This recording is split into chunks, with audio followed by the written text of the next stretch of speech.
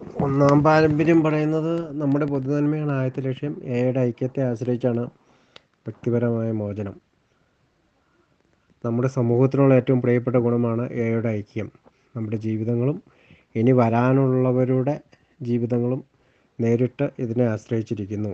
നമ്മൾ ഐക്യത്തോടെ നിൽക്കുന്നു, അല്ലെങ്കിൽ എയെ ഇല്ലാതാവുന്നു. ഐക്യമില്ലെങ്കിൽ എയുടെ ഹൃദയസ്പന്ദനം നിലയ്ക്കുന്നു. നമ്മുടെ ലോകത്തിലെ ധമനികൾ ജീവദായകമായ ദൈവകൃപ കൂടുതലായി വഹിക്കുകയില്ല.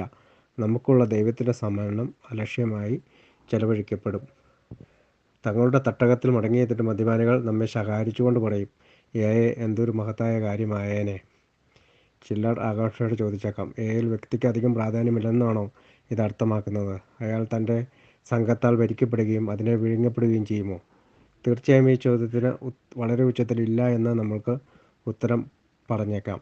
വ്യക്തിഗത അംഗങ്ങൾക്ക് ആത്മാർത്ഥമായ സംരക്ഷണം വാരിക്കോരി നൽകുന്ന മറ്റൊരു കൂട്ടായ്മ ഈ ഭൂമിയിലുണ്ടെന്ന് ഞങ്ങൾ വിശ്വസിക്കുന്നില്ല.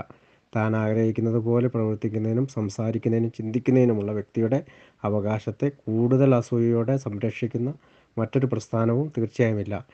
എന്തെങ്കിലും ചെയ്യുന്നതിന് മറ്റൊരാളെ നിർബന്ധിക്കുവാൻ ഒരു എയ്ക്കും കഴിയില്ല. ആരെയും ശിക്ഷിക്കുവാനോ പുറത്താക്കുവാനോ കഴിയില്ല.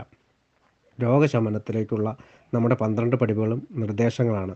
എയുടെ ഐക്യം ഉറപ്പാക്കുന്ന 12 പരിപാടികളും ഒരൊറ്റ അരുത് പോലുമില്ല. അവർ ആവർത്തിച്ച് പറയുന്നത് നമ്മൾ ചെയ്യേണ്ടത് എന്നാണ്. പക്ഷേ നിങ്ങൾ തീർച്ചയായും ചെയ്യണം എന്ന് ഒരിക്കലും പറയുന്നില്ല. ധാരാളം മനസ്സുകൾക്ക് വ്യക്തിയുടെ ഈ സ്വാതന്ത്ര്യമെല്ലാം പൂർണ്ണമായ അരാജകത്വമായി തോന്നാം. ആദ്യമായി എയെ തന്നെ നോക്കുന്ന എല്ലാ നവാഗതർക്കും, എല്ലാ സുഹൃത്തുക്കൾക്കും അതിയായ സന്ദേഹങ്ങളുണ്ടാകുന്നു. അവർ കാണുന്നത് ഈ സ്വാതന്ത്ര്യത്തെ എന്തും ചെയ്യാനുള്ള അനുവാദമായിട്ടാണെങ്കിലും പിന്നീട് എയ്ക്ക് തടയാനാവാത്ത പ്രവൃത്തിയുടെയും ഉദ്ദേശത്തിൻ്റെയും ശക്തിയുണ്ടെന്ന് തിരിച്ചറിയുന്നു. അവർ ചോദിക്കുന്നു, അരാജകത്വവാദികളുടെ ഉത്തരം ഒരു കൂട്ടത്തിലേക്ക് എങ്ങനെ പ്രവർത്തിക്കാൻ കഴിയുന്നു? അവരുടെ പൊതുവായ ക്ഷേമത്തെ ആദ്യം വയ്ക്കുന്നതിന് അവർക്കെങ്ങനെ അസാധ്യമാവുന്നു? എന്താകും ദൈവമേ ഇവരെ ഒരുമിച്ച് നിർത്തുന്നത്?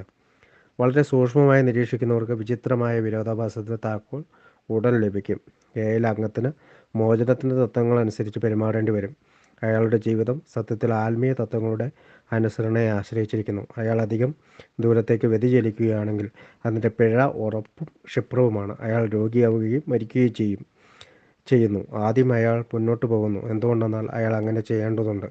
പക്ഷെ പിന്നീട് താൻ യഥാർത്ഥത്തിൽ ജീവിക്കാൻ ആഗ്രഹിക്കുന്ന ഒരു ജീവിത രീതി അയാൾ കണ്ടെത്തുന്നു. കൂടാതെ വിതരണം ചെയ്യാത്തിടത്തോളം ഈ അമൂല്യമായ സമ്മാനം തനിക്ക് സംരക്ഷിക്കാനാവില്ലെന്ന് അയാൾ കണ്ടെത്തുന്നു. എയുടെ സന്ദേശം വഹിക്കാത്ത പക്ഷം അയാൾക്കോ അല്ലെങ്കിൽ മറ്റാർക്കെങ്കിലുമോ അതിജീവിക്കുവാൻ കഴിയുകയില്ല. 12-ാം പടി പ്രവർത്തനം ഒരു ഗ്രൂപ്പിനെ രൂപീകരിച്ച നിമിഷം തന്നെ മറ്റൊരു കണ്ടെത്തൽ. ഒരു ഗ്രൂപ്പില്ലാത്ത പക്ഷം ഭൂരിഭാഗം വ്യക്തികൾക്ക് മോചനത്തിന് കഴിയില്ല. നടത്തപ്പെടുന്നു. വ്യക്തിഗതമായ ഒരു ത്യാഗവും ഒരു കൂട്ടായ്മയുടെ സംരക്ഷണത്തിന് ഒട്ടും വലുതല്ല. ഒരു വലിയ പൂർണ്ണതയുടെ ഒരു ചെറിയ ഭാഗം മാത്രമാണ് താനെന്നുമുള്ള ഒരു തിരിച്ചറിവ് ഉദിക്കുന്നു. തൻ്റെ ഉള്ളിലെ ആഗ്രഹങ്ങളുടെയും ഉത്കർഷങ്ങളുടെയും മുറവിളി അത് ആ ഗ്രൂപ്പിനെ അപായപ്പെടുത്തുമ്പോഴൊക്കെ നിശബ്ദമാക്കപ്പെടേണ്ടതുണ്ടെന്ന് അയാൾ മനസ്സിലാക്കുന്നു. ഗ്രൂപ്പ് അതിജീവിക്കുന്നില്ലെങ്കിൽ വ്യക്തി അതിജീവിക്കില്ലെന്ന് വ്യക്തമാക്കുന്നു.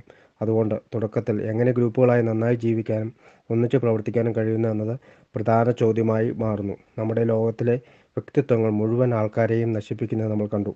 പണത്തിനും അധികാരത്തിനും അഭിമാനത്തിനും വേണ്ടിയുള്ള സമരങ്ങൾ മുമ്പെങ്ങുമില്ലാത്ത വിധം മനുഷ്യരാശിയെ വലിച്ചു കീറിക്കൊണ്ടിരിക്കുന്നു. സമാധാനത്തിനും സ്വരച്ചേർച്ചയ്ക്കും വേണ്ടിയുള്ള അന്വേഷണത്തിൽ ശക്തരായ ആൾക്കാർ പോലും പ്രതിസന്ധിയിലാകുമ്പോൾ മദ്യപാനികളുടെ അസ്ഥിരപ്രകൃതരായ ഈ സംഘത്തിന് എന്ത് സംഭവിച്ചുകൂടാ? വ്യക്തിപരമായ മോചനത്തിനു വേണ്ടി നമ്മൾ ഒരിക്കൽ പ്രാർത്ഥിക്കുകയും ശ്രമിക്കുകയും ചെയ്തതുപോലെ താല്പര്യത്തോടെ എയുടെ തന്നെ അതിജീവനത്തിലുള്ള തത്വങ്ങൾ നമ്മൾ അന്വേഷിച്ചു തുടങ്ങി. അനുഭവങ്ങളുടെ തീച്ചുളയിൽ വെച്ചാണ് നമ്മുടെ സമൂഹത്തിൻ്റെ ഘടന വാർത്തെടുത്തത്. ശാന്തസമുദ്രത്തിൽ വിമാനം തകർന്നപ്പോൾ എഡി റീക്കൻബേക്കറുടെയും അദ്ദേഹത്തിൻ്റെ ധീരനായ കോട്ടാളിയുടെയും കഥ എണ്ണമറ്റ തവണ ധാരാളം പട്ടണങ്ങളിലും ചെറു ഗ്രാമങ്ങളിലും നമ്മൾ അവതരിപ്പിച്ചു. നമ്മെപ്പോലെ മരണത്തിൽ നിന്നും രക്ഷിക്കപ്പെട്ടതായി അവർ പൊടുന്നതിനെ കണ്ടെത്തി. പക്ഷേ ഇപ്പോഴും അപകടകാരിയായ സമുദ്രത്തിൽ പൊന്തിക്കിടക്കുന്നു. തങ്ങളുടെ പൊതുവായ ക്ഷേമമാണ് അത് എത്ര നന്നായാണ് അവർ കണ്ടെത്തിയത്.